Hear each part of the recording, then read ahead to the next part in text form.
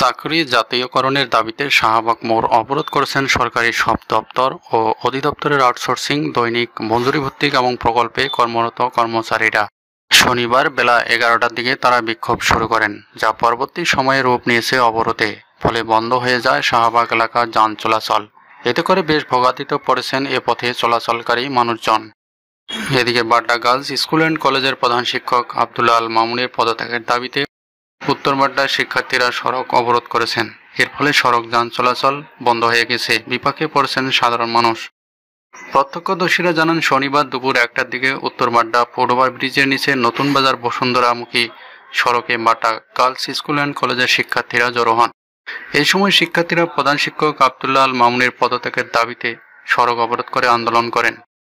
তাদের সঙ্গে Badda girls school and কলেজের কিছু শিক্ষকও যোগ দিয়েছেন। রাষ্ট্রের সঙ্গে প্রতারণার দায়ে ভুয়া মুক্তিযোদ্ধাদের শাস্তি পেতে হবে বলে মন্তব্য করেছেন মুক্তিযুদ্ধ বিষয়ক মন্ত্রণালয়ের উপদেষ্টা ফারুক ই আজম। শনিবার দুপুরে চট্টগ্রাম সার্কিট হাউসে আইনশৃঙ্খলা বাহিনীর সঙ্গে সভা শেষে সাংবাদিকদের এক প্রশ্নের জবাবে তিনি এই মন্তব্য করেন। উপদেষ্টা ফারুক ই আজম বলেন, নানা প্রক্রিয়া নানাভাবে লোকজন মুক্তিযোদ্ধা হয়েছেন, সেগুলো আমরা যাচাই বাছাই করব। যারা সত্যিকারের মুক্তিযোদ্ধা তারা থাকবেন, যাদের আমরা মুক্তিযোদ্ধা হিসেবে পাবো না তারা বাদ পড়ে যাবেন। রাষ্ট্রের সঙ্গে প্রতারণার দায়ে তাদের শাস্তি পেতেই হবে।